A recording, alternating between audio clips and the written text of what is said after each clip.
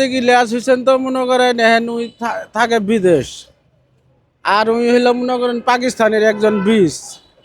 পাকিস্তানের বিষ হয়ে তো মনে করেন উই পাকিস্তানের পক্ষ নেবই। তার কারণ উই নিজের মুখে বলেছে যে আমি গর্ব করে বলতে চাই আমি রাজাকার এবং কি আমার বাবা রাজাকার। ওই ইলিয়াস নিজের মুখে বলেছে এবং কি এটাও বলেছে যে আমার বাপ নিজে আমার মাকে পাকিস্তানি ক্যাম্পে দিয়েছে। তাইলে উই কোন বীজ বুঝেন নাই? ওই পাকিস্তানি রেচি দিয়ে জন্ম দিছে ওর ওর মায়ের জন্ম দিয়ে ওক বাই করছে পাকিস্তানের বীজ হলো ওই। তুমি তো আমাদের বাংলাদেশ বিরোধী হবই। তা আমরা ওই হিসেবে ওই ইলাসকে বলতে চাই, ওই ইলাসে দেখ আমরা বিজয় দিবস পালন করলাম। আজকে বাংলাদেশে বিজয় দিবস পালন হইলো আর উনি বলে বালের বলে বিজয় দিবস। তুমি তো পাকিস্তানের বীজ হই। আমরা সাধারণ মানুষের পক্ষ থেকে বলতে চাই এরকম বিভ্রান্তমূলক বক্তব্য না দিয়ে দেশের মানুষ দেশকে ভালোবাসেন।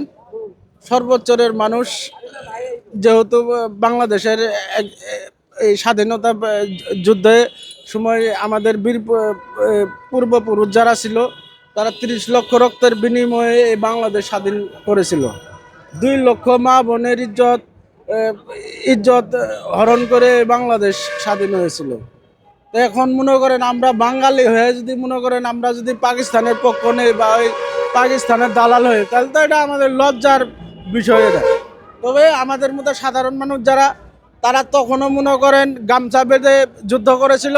আমরা যারা বর্তমান এই বাংলাদেশে যারা আমরা সাধারণ মানুষ থেকে শুরু করি সর্বোচ্চের মানুষ, আমরা মনে করেন যে কোনো সময় দেশকে রক্ষা করতে হলে আমাদের দেশকে বাঁচাতে হলে যে কোনো যুদ্ধের সময় যুদ্ধের জন্য আমরা প্রস্তুত আছি যে কোনো সময়। আর এই পাকিস্তানি রাজাকার বাহিনী এবং আলবদর বাহিনী এবং কি এই পাকিস্তানের বীজদের আমরা সব সময় কঠোর হাতে প্রতিবাদ করব ইনশাআল্লাহ। তার কারণ এই ধরেন এই সাংবাদিক ইলিয়াস এবং কি এই যে ভেজাল ওষুধ খেলে যে যে পিনাকি ভট্টাচার্য তামান লোক মারি দিয়ে মনে করেন ওই যায় বিদেশ যায় এন ওই বড় বড় গপ্প করে। তাহলে হয়তো দেশদ্রোহী। এলে দেশদ্রোহী লোক যখন মনে করেন এই বড় বড় কথা বলে তখন মনে করেন আঙ্গুর রক্ত মাথা তুলি জায়গা।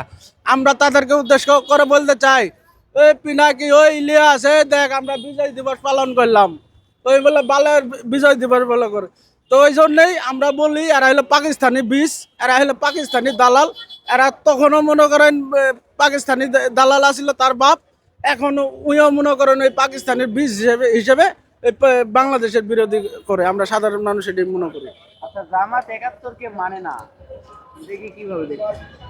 দেখেন জামায়াত ৭১ মানে না, এটা মনে করেন তারা আমরা ছোটবেলা থেকে শুনে এসেছি তারা রাজাকার ছিল এবং তাদের ভূমিকায় ছিল পাকিস্তানে সাহায্য করা, পাকিস্তানে সহযোগিতা করা।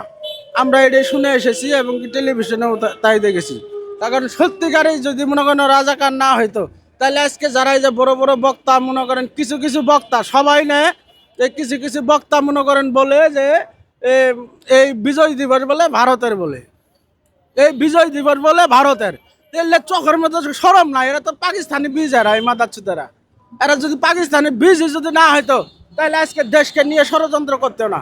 আজকে বাংলাদেশকে এরা ধ্বংস করবে নাকছে, আমাদের মতো সাধারণ মানুষকে এরা হয়রানি করবে নাকছে। আজকে মনে করেন এই বাংলাদেশের স্বাধীনতা ৭১ সালের স্বাধীনতা তারা মুছে দেওয়ার জন্য তারা সর্বোচ্চ চেষ্টা করবে নাকছে। কিন্তু আমরা বাংলাদেশের নাগরিক, আমরা বাংলাদেশের জনগণ এটা কোনো সময় মানি নিব না, আগেও মানি নাই, এখনও মানি নেব না।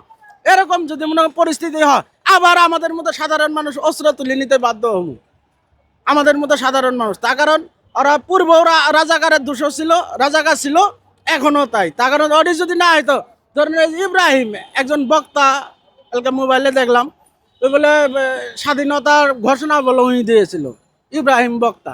তাহলে এলে লোক যখন এলে বক্তব্য দেয় তখন কি করা দরকার? এলে যদি মনে করেন আঙ্গুর মতো সাধারণ মানুষের সামনে যদি এলে বক্তা যদি বক্তব্য দেয় জুতা দি বেড়ে করে সোজা করবো, জুতা দি বেড়ে সোজা করবো, এছাড়া বুদ্ধি নাই। তার কারণ এই আলবদর এই পাকিস্তানের বীজেরা এই আজাকারেরা এরা মনে করেন এই বাংলাদেশকে মনে করেন আপনার ওই স্বাধীনতা মুছি দেওয়ার জন্য তারা সর্বোচ্চ চেষ্টা করবে নাকছে। কিন্তু এটা বাংলার জনগণ কোনো সময় মানি নেয় নাই, এখনো মানি নেব না, আমরা সাধারণ মানুষ এটাই মনে করি।